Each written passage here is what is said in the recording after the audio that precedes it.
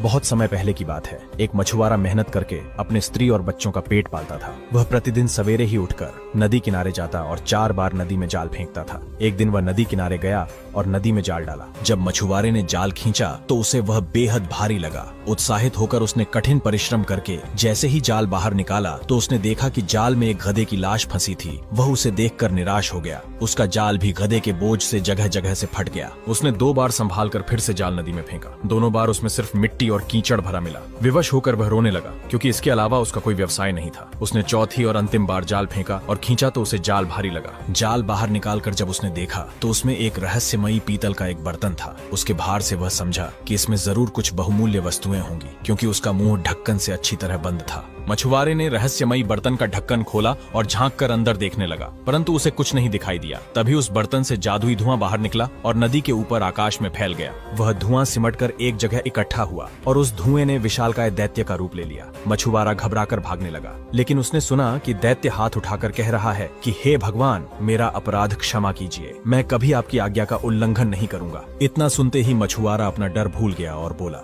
अरे भूत, तू क्या बक रहा है? यहाँ कहाँ भगवान है? मुझे बता कि तू कौन है और इस बर्तन में किस प्रकार बंद हो गया? दैत्य ने उसे घृणापूर्वक देखकर कहा, तू बड़ा ही मुंहफट आदमी है, तुम्हारी हिम्मत कैसे हुई मुझे भूत कहने की? मछुआरा बिगड़ कर बोला, और कौन है तू? तुझे भूत न कहूँ तो क्या कहूँ?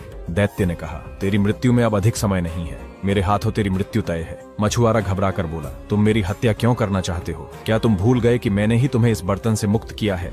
दैत्य ने कहा, मैं तुम्हें अकारण नहीं मार रहा, मैं काफी लंबे समय से इस पौराणिक गागर में कैद हूँ। मैंने प्रण लिया था कि 100 वर्षों के अंदर जो व्यक्ति मुझे निकालेगा उसे मैं इतना धन दे दूंगा कि वह आजीवन सुख से रहेगा, परंतु इस अवधि में मुझे किसी ने बाहर न निकाला। फिर मैंने प्रतिज्ञा ली कि अब 100 वर्ष के अंदर जो मुझे मुक्त करेगा उसे मैं सारे संसार के खजाने दिलवा दूंगा। फिर भी किसी ने मुझे न निकाला। वापस मैंने प्रतिज्ञा ली कि 100 वर्षों की तीसरी अवधि में जो मुझे मुक्त करेगा उसे मैं बहुत बड़ा बादशाह बना दूंगा। जब इस तीसरी अवधि में भी किसी ने मुझे न निकाला तो मुझे बड़ा क्रोध आया और उसी अवस्था में मैंने प्रण लिया कि जो मुझे अब बाहर निकालेगा मैं उसके प्राण ले लूंगा। हाँ, उसके साथ इतनी रियायत करूंगा कि वह जिस प्रकार से मरना चाहेगा मैं उसे उसी प्रकार से मारूंगा। अब चूंकि तूने मुझे बाहर निकाला है, इसीलिए अब तू बता कि तुझे किस प्रकार मारूं। मछुआरा भयभीत हुआ और सोचने लगा कि मैं भलाई करके उसके बदले मृत्यु दंड पा रहा हूँ। मछुआरे ने अंत में अपनी रक्षा का एक उपाय सोचा। वह दैत्य से बोला, मैं समझ गया कि तुम्हारे हाथ से मेरी जान नहीं बच सकती। यदि भगवान की यही इच्छा है तो मैं इसे स्वीकार करता हूँ, लेकिन जब तक मैं अपने मरने का तरीका सोच रहा हूँ तब तक तुम मेरे एक प्रश्न का उत्तर दो। दैत्य ने कहा,